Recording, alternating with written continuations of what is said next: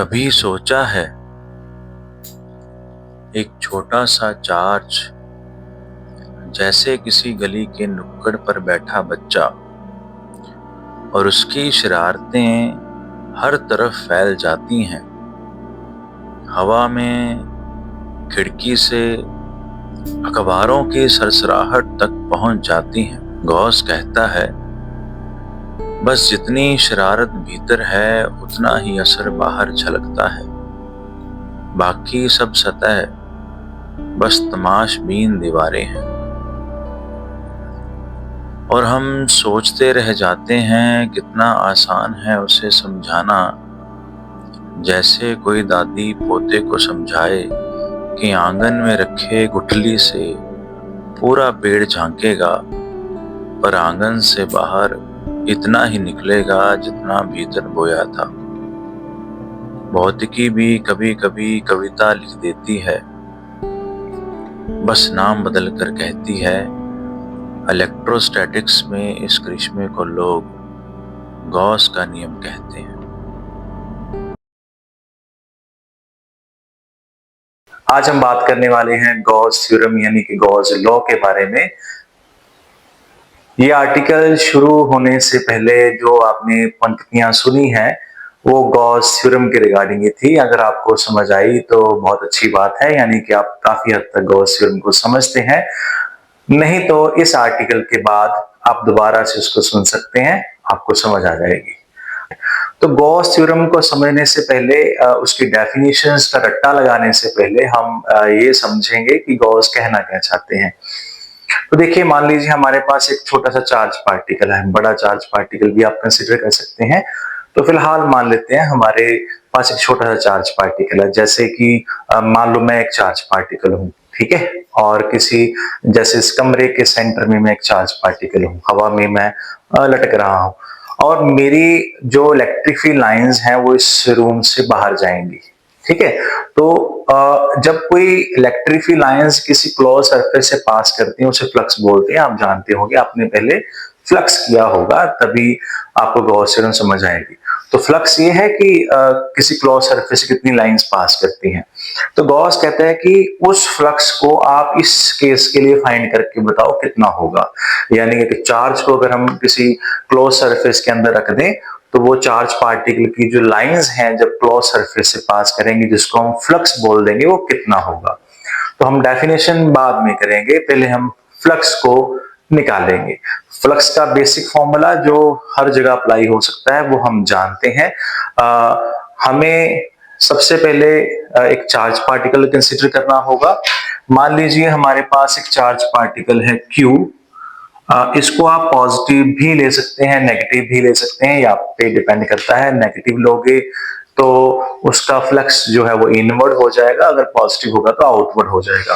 तो ये हमारे पास इसकी जो इलेक्ट्रिक फील्ड लाइंस हैं, इस तरह से इनको आउटवर्ड फॉर्म में भेजेगा बाहर की तरफ। ओके, तो अगर हमने यहाँ पे गॉस थ्योरम लगानी है तो हमें क्लोज सरफेस इमेजिन करनी पड़ेगी। तो क्लोज सरफेस आप रफली कोई भी रेडियस लेके इमेजिन कर सकते हैं। बाद में हम ये भी देखेंगे कि ये क्लोज सरफेस का जो साइज है उस पे ये फ्लक्स डिपेंड करता है या नहीं करता है। तो हमने मोटा मोटा एक छोटा सा क्लोज स्फीयर ले लेना है। आप सर्कल नहीं ले सकते, क्योंकि सर्कल से तो फिर एक तरफ से ही इलेक्ट्रिक फील्ड लाइंस पास करेंगी। हमने through out the close surface जिसके अंदर ये चार्ज पार्टिकल रखना है वो फ्लक्स फाइंड करना है, ठीक है। जैसे इस कमरे की अगर हम बात करें तो ये मान लीजिए क्यूब की शेप में कमरा है। तो अगर जितना फ्लक्स इस कमरे में से पास कर रहा है वो 6 सरफेसेस से पास कर रहा है। अगर हम सिर्फ एक सरफेस ही इमेजिन करेंगे तो उसमें से उसका 1/6 पार्ट ही फ्लक्स का पास करेगा। ये आपका एक नंबर का क्वेश्चन भी कवर हो गया। सो अगर अब हमने अगर हम फ्लक्स फाइंड करना चाहते हैं तो पहले फ्लक्स की डेफिनेशन जो हम पहले से जानते हैं वो ये है कि इलेक्ट्रिक फील्ड कितने एरिया से पास करता है। एरिया यहाँ पे मैं एस ले लेता हूँ सरफेस एरिया की वजह से। ओके, तो सारा फ्लक्स एकदम से पास करने की बजाय हम क्या करेंगे कि इसको थोड़ा सा आसान बनाते हैं। हमारे पास यहाँ पे एक छोटी सी सरफेस ले लेते हैं जिसको हम बोल देते हैं ds। ठीक है, तो ये जो सरफेस है स्मॉल सरफेस ds, इसमें से देखेंगे कितना फ्लक्स पास करता है। ओके, हम ऐसा क्यों कर रहे हैं, हम एकदम से सारी सरफेस का केस क्यों नहीं ले सकते? देखिए इस केस में हम ले सकते हैं, ठीक है।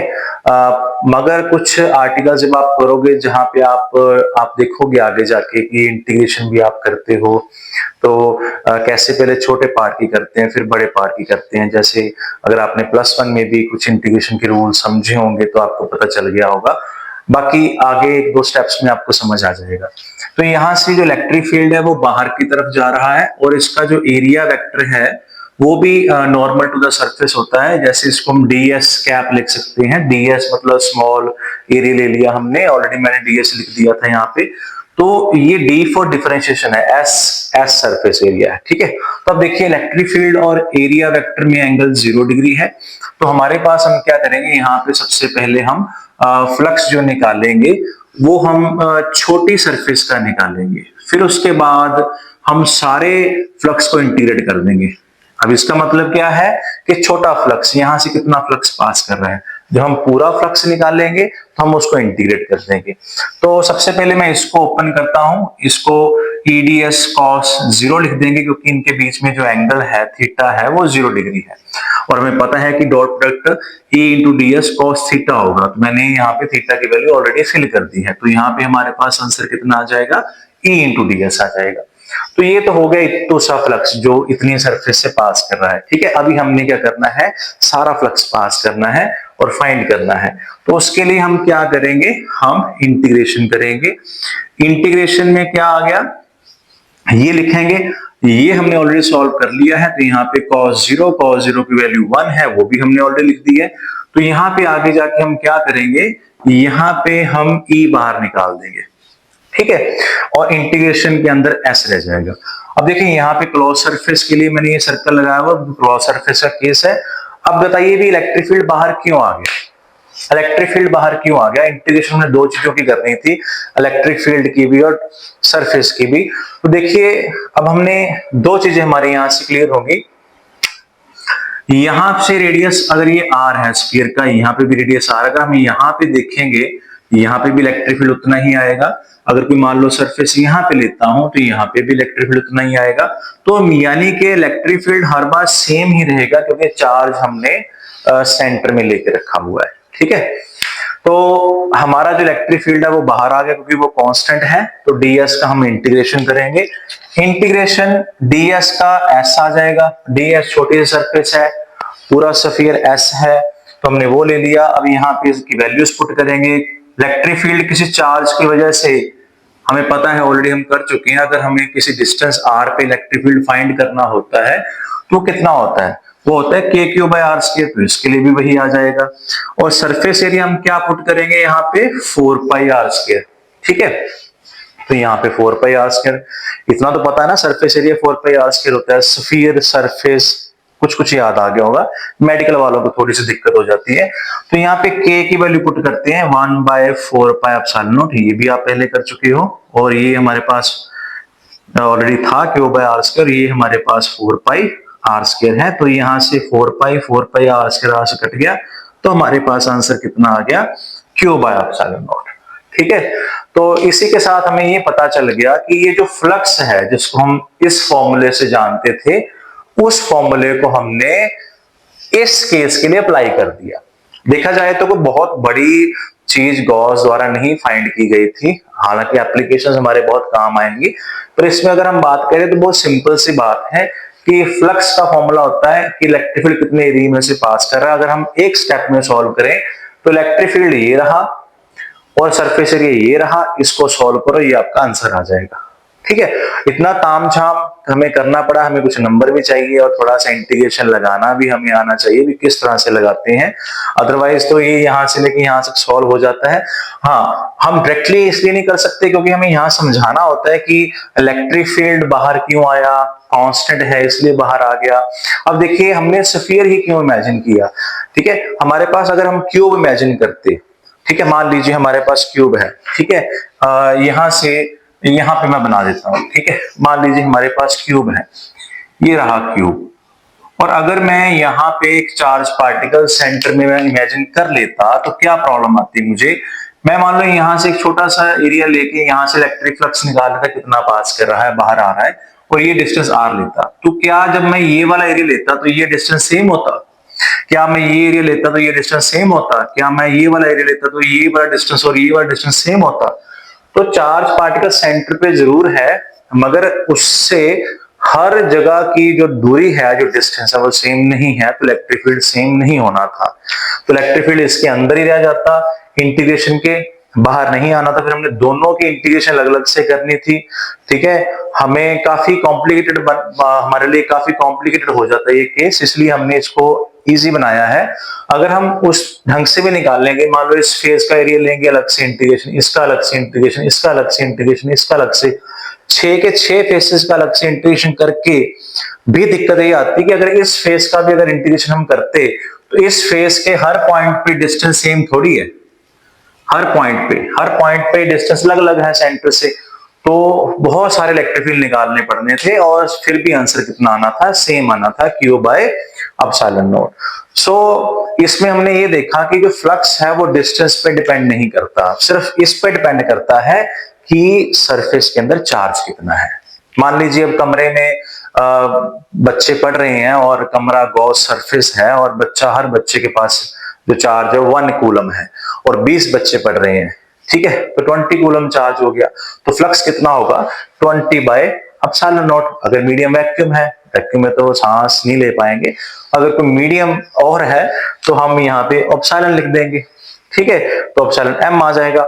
हो सकता है कि इस बार अगर गॉस थ्योरम आ जाए, वैसे तो कम चांसेस होते हैं क्योंकि इसकी एप्लीकेशन ज्यादा इंपॉर्टेंट होती हैं, तो फिर भी मीडियम का ध्यान रखना। अगर तो मेंशन नहीं है तो एप्सिलॉन नॉट लोगे, अगर मीडियम उसने घुमा के कह दिया कि हमारे पास मीडियम कोई और है, तो यहाँ पे हम एप्सिलॉन m लिख देंगे, या सिंपल एप्सिलॉन भी लिख सकते हैं, ठीक है। तो इसी के साथ हमारा जो गॉस थ्योरम है वो कंप्लीट हो गया, और इसकी डेफिनेशन जो है वो सबसे पहले आपने लिखनी है। डेफिनेशन बहुत सिंपल है, पर हमें जो बुक्स है उसके अकॉर्डिंग चलना पड़ेगा। वैसे तो डेफिनेशन ये बताती है कि flux is equal to Q by epsilon naught, है ना, और जो Q है वो क्या है कि चार्ज है जो सरफेस के अंदर इनक्लोज्ड है, तो ये डेफिनेशन है। पर फिर भी उसको ग्रेसफुल करने के लिए पहले हमें फ्लक्स डिफाइन करना पड़ता है। According to Gauss theorem, the flux that is the amount of electric field lines passing through closed surface is equal to 1 by epsilon naught times charge enclosed by the surface, ठीक है ना। तो ये वाली definition जो हमें लिखनी पड़ेगी, और स्टार्टिंग में हमें लिखना पड़ेगा कि फ्लक्स जो होता है वो electric field which is passing through close surface is equal to 1 by epsilon naught times charge enclosed by the surface. तो वही बात है, बस घुमा फिरा के उसको थोड़ा सा लेंथी कर दिया गया है ताकि मार्क्स अच्छे आ जाए। तो इसमें मार्क्स इसलिए नहीं आते बच्चों के, या कोई भी आगे जाके हम एप्लीकेशंस भी करेंगे, थ्योरी पार्ट आपने अच्छे से लिखना होता है। यहाँ पे जैसे हम समझाते हैं तो हम जो बोलते हैं वही थ्योरी है। हर स्टेप में जो जो चीजें हम कर रहे हैं, जैसे यहाँ से इलेक्ट्रिक फील्ड बाहर निकाला, तो ये आपने बताना होता है वहां पे। अगर बताएंगे तो आर्टिकल थोड़ा सा भरा भरा लगता है, चेक करने वाले को भी खुशी होती है, नंबर ऑटोमेटिकली आ जाते हैं, ठीक है। तो इसी के साथ ही खत्म हुआ हमारा गॉस लॉ या थ्योरम।